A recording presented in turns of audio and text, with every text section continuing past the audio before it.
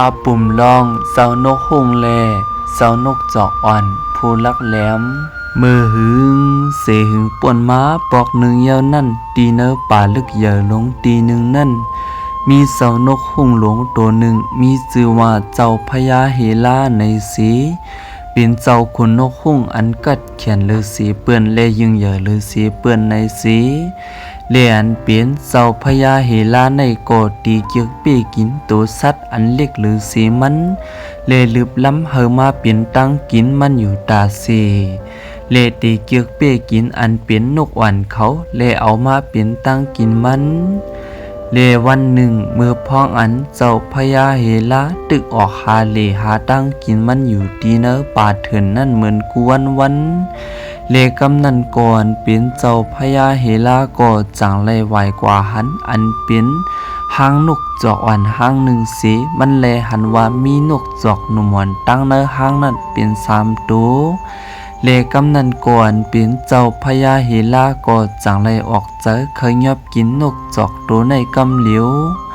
กำนันก่อนเป็นเจ้านกหุ่งก่อจังเน็ดวินขึ้นสูงเย่าอันตีปุงลงกว่าตีหางนกจอกนั่นเฮอไว้หรือสีเปื้อนกำนันก่อนเปลี่ยนเมนกจอกอัน3 ตัวนั่นก็ยินไม่เจอปุนตาลุกมันสีเมื่อหันเจ้านกหุ่งเดมินเข้ามาหาหางมันเจื้องหนังนั้นเลียนเป็นเมนกจอกเดมินไปก็เจอติดอันเป็นลูกนั่นในสีกำนันมือพองอันเจ้านกหุ่งจำเตมาถึงเย้านั่นก็อันเปลี่ยนเจ้านกจอกก็จังวนไล่ลอกไล่อันหนึ่งสีหยอกเลียนเนือนเปลี่ยนเจ้านกหุ่งตัวในมือพองอันเจ้านกหุ่งตัวในมินมาหัดเสตีหิมหางมันเย้าก็เจ้านกจอกอันตัวในก็จังลาตีเจ้านกหุ่งว่าเขียนตัวอย่าไปกินลูกค้าตั้ง3 คานะคาเตคาจะหาตั้งกินสิเปิดตาเตมาอาปันเจ้าเฮาเฮเลยกินกุ้ยกำนันมือพ่องอันเจ้าเฮลาเลยยินเจ้งหนังนั้นเยาก็จังไรส่วนเจอสิขึ้นถามว่าเมื่อเตเอาอีสังมาปันเกาเฮเปลี่ยนตั้งกินไรนกหวานตัวเล็กๆเจ้งหนังเมื่อเตมีน้ำกัดหรือสีเกาเจ้งนั้น5กำนันก็อันเป็นเมนกจอกตอนตัวในก็จังว่าคาเตคาเจอหามาเฮเลยเจ้าเฮาเกียกกินอันเป็นวงอ่ำเจอคาคาหันวงอันตูปีลีเลหนุ่มลีนามีอยู่ตีเนอกงไม่ตีหนึ่งสังจึงว่าเจ้าเฮาอ่ำกินเฮาเพราะว่าในจึงคาเตวันกว่าเหมือนเจ้าพญาเฮลาเลยยินเจ้งหนังนั้นเย้าก็จังไรส่วนเจอกำเหลียวสี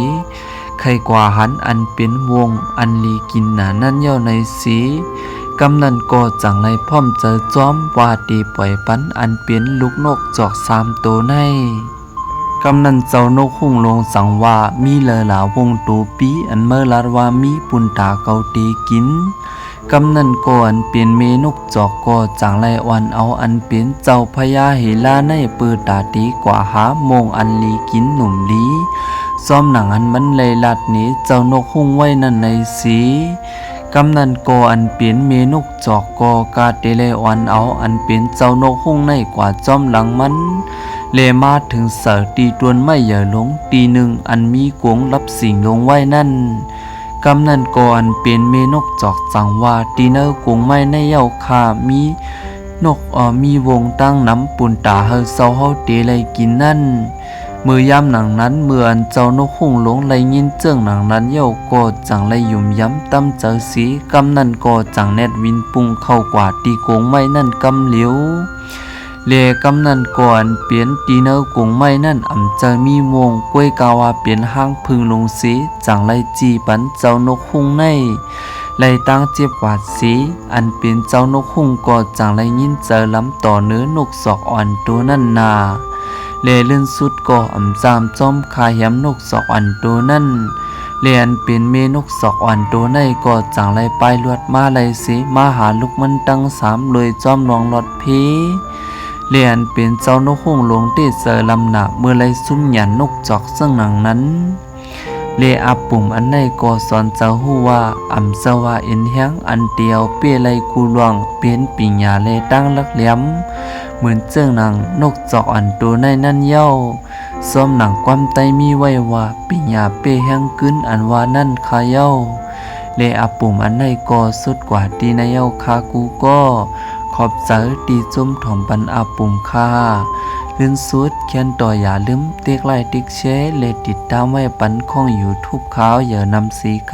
ำดีข้าเจอสหาปุ่มเสมาใครนี้ได้ก็เขาตั้งนำอยู่ค่ะอ้อเมื่อสุงค่ะ